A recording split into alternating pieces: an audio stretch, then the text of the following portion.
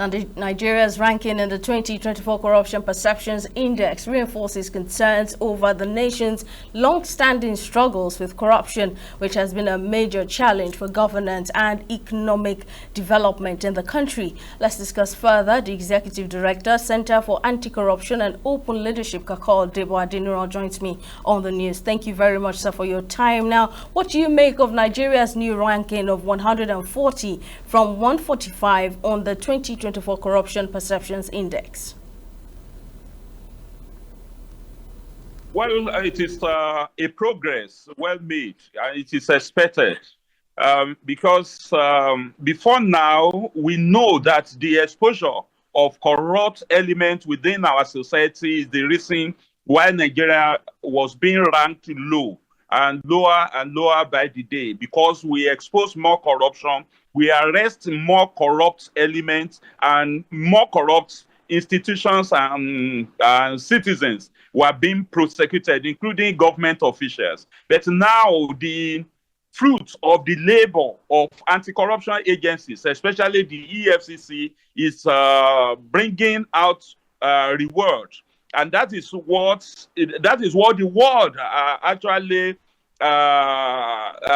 looking and assessing us with. Because when you look at what Transparency International is doing, is to look at the perception, from different angles, from various quarters. And it may not be the reality. The reality is that when corruption is not being fought, it will sound as there's no corruption in the polity. But when you are fighting corruption, a number of corrupt people will be exposed, and the news media will be awash with the reportage of those who have been arrested, those that are being investigated, those that are being prosecuted, those that are being convicted. Now, when Bola Tinubu came as the president, he also promised to fight corruption. People didn't believe him because they thought because he was of high net worth, he could have involved himself in corrupt practices and would be a president that will cover up for corrupt elements within the society. But he has said no, that he was going to fight corruption, and fighting corruption he has started.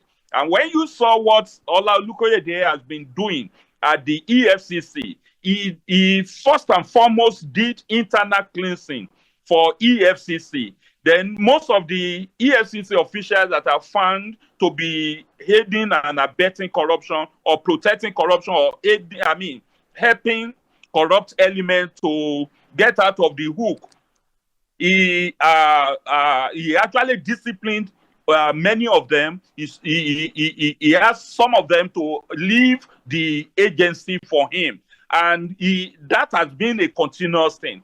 Then when you look at the number of arrests that he has made, you look at the number of elements that is being prosecuted, you look at the number of seizures in property, in cash, and several other ones that is being pursued, both in Nigeria and outside Nigeria. You know that the world is watching us, and they have assessed our capacity to tackle corruption headlong. Nobody is being treated as being above the law. Nobody is being spared in the area of corruption. Nobody committed corruption and had been able to go scot-free. Those who have tried to evade arrest and prosecution have been arrested.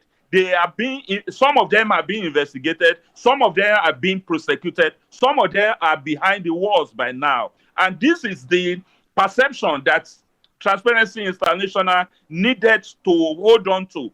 All of this gives a positive perception that the fight against corruption is ongoing. What we are just asking the system is that they should not relent. The central bank should not relent in controlling corruption in the financial institutions. The EFCC, ICPC, and all other agencies should also not relent. You also know that NDLEA is another organization that has been dealing with drug pushers day and night, and they are not sparing anybody. NABDAC is also doing its own. So all of these funds All of these fights are being put together. When you put it together, you see that corruption is being fought from all fronts and with all the gusto that it demands. So I'm very happy that the job of fighting corruption is not going down the drain. We only have to appeal to the judiciary not to allow corrupt elements to use technicalities to escape justice. And we have to appeal to our government that corrupt elements should not be given opportunity for prerogative of mercy. Anybody that could commit corruption crimes should be made to serve their terms. No matter how old they are, no matter how fragile they are, it is better they die in prison than for them to continue to pollute our society. So basically, I am happy about it, and I know that the Tinubu administration is doing well. Executive Director, Center for Anti-Corruption and Open Leadership, Kakol Debo Adeniran, thank you very much for sharing your thoughts on this.